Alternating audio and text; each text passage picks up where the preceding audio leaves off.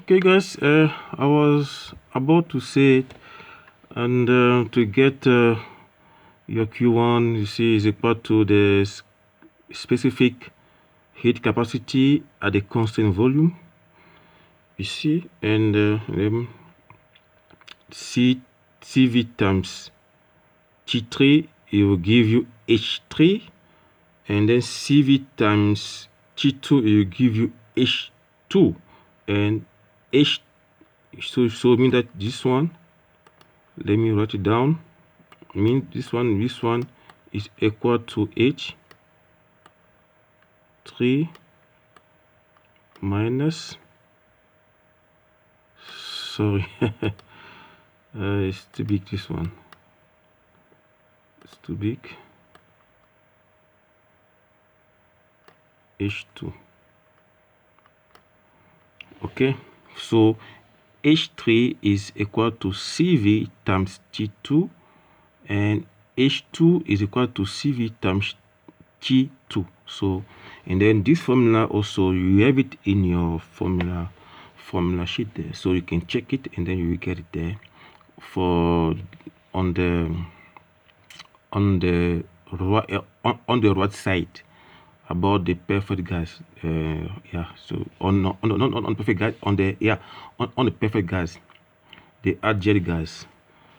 Yeah, so you see there. So let's continue down now. As I was saying, now you can even also use this one to get your thermal efficiency, you see, and to get, maybe if it's not given, to get your T4 or your T1 or your T3 or your T2, you use those formulas. Okay, so you have to know those formulas, must know them, and yeah, must know them. Okay, let's now move to the fourth one, the JZ cycle. The JZ cycle, this is how it look like. This is how it look like. You see, it starts from here somewhere there, and then draw your curve to 2, and then draw your horizontal line from 2 to 3, and then draw another curve from 3 to 4, and then the vertical line.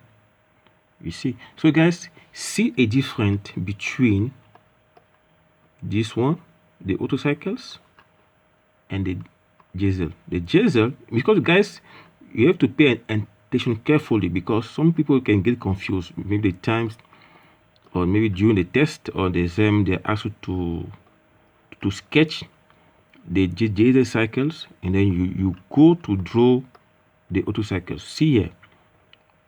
Here is vertical, here is vertical, but see here is vertical, but here is horizontal. Make a difference carefully. Okay, yeah. So your Q1 or your key supply is here, and your Q2 is released or rejected to the system is Q2 here. You see, and then guys, the same process is still the same for most of them. Sometimes somewhere, like here, for example, here is a constant volume, and here is a constant pressure. But here you have a constant volume here, constant volumes, and then here is still asymptotic. Here the curve is asymptotic. And if maybe I'm going also on the constant pressure is asymptotic. Now here is constant pressure, asymptotic. You see this one. You see that you still using the same law, P times V to power gamma. Okay, yeah. So guys, it should be clear. Everything is clear for each cycles. You have each cycle has its own. Each cycle has its own diagrams. You see, so don't get confused. So each cycle. So for the PV, you have this one. You see, yeah. For PV, you see, And for now, because maybe someone asks me, okay, how if maybe they are asked to sketch, if they are asking to sketch the JZ cycle on the TS. No, it won't be asked, and it doesn't exist. Okay, yeah. So for now, just for the JZL cycle, you only have a PV diagram for now. The same thing for the auto, you only have a PV, but for a constant pressure and for the Carnot, you have the TS and the PV. Yeah, so guys, everything is clear. So I think if is there any questions, maybe you can check also your textbook. You see the same thing inside there. Now guys, let's talk about the JZL. As I was saying, let's go back here because I was busy on it. So I just went up just to show you the difference, guys, so that you guys things that are clear in your mind. So now you see the same formula for the thermal cycle for JZL is the same. The sum of the Q divided by the heat supply, and Q1 is CP. Why CP? Because here the pressure is constant here, you see, that's why you use CP, then multiply by the temperature T1 minus T2, you see, and Q2 is CV because here the volume is constant, so that's why you have this one. And then now the sum of the Q, you see, you take Q1 minus Q2, it will give you what you need here. Okay, the same thing that I explained on top on the auto cycles and the constant pressure cycles. For now, the efficiency, you can even also use this formula as well. You see, and you have beta, you call it the cutoff ratio. Beta to power gamma minus 1 divided by beta minus 1 times the volume ratio to power gamma minus 1 multiplied by gamma. So you have all the formula there. See the formula there, and then you can get, maybe if is a more, you can get it from your textbook, and even in the example that you have there. Yeah, so you have this one. So now the last one is a dual combustion cycle. You see, combustion cycle. You see, this one is, you are using this one for most engines. For more engines, the one that you use a petrol and diesel also as well. So there are some cars that their engines use these cycles. Okay, yeah, except the Carnot.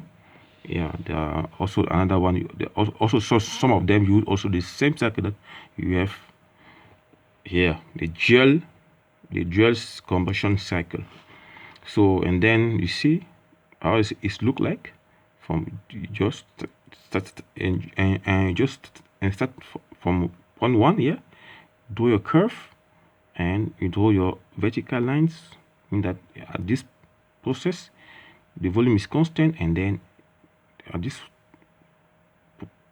this point here from 3 to 4 is at the constant pressure, and then draw your curve, you see, and then draw your vertical, and you have your 1 2 3 4 5 process, you see.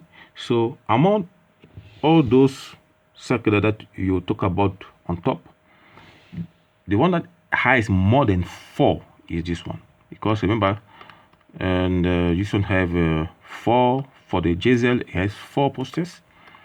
The auto cycles had also 4 process, and the constant pressure cycle has also 4 process, and the Carnot 4 process. So the only one that it has 5 process is a dual combustion cycle, you see. Then you have isentropic, they are still there, You have a constant volume, you have a constant pressure, you have a constant volume. So then you have them here. Everything is explained here clearly. Process 1 to 2, process 2 to 3, process 3 to 4, process 4 to 5, and process 5 to 1. Everything is there, guys. It's very clear. It's very clear. Okay, guys, and then this is a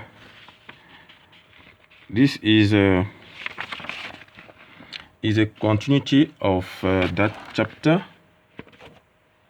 I forgot to scan this one.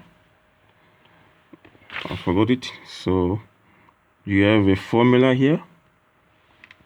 You have a formula to get the compression ratio. The compression ratio is this one. You can see here the compression ratio, and you have a ratio of a pressure K is here, and you have a ratio of the volume beta is here, and the dual efficiency, this is the formula. And to get the heat supply, you have the formula. The heat supply is happening here and here. That's why you see this one. Q1 is equal to CV, temperature T3 minus T2 plus CP multiplied by the temperature of T4 and T3. See, so it's happening here. The temperature of T2, T3, and T3 and T4. You see, and because here the pressure is constant, that's why you use the specific heat capacity at a constant pressure CP, and then here you are using CV, the specific heat of capacity at a constant volume. That's why you have this at the heat supply. Now the heat rejected is this one, so it's gonna be CV multiplied by T5 minus T1. See that you have here. Okay, yeah. And if you have to get the sum of the heat, just subtract them. You subtract them, Q1 minus Q2. Okay.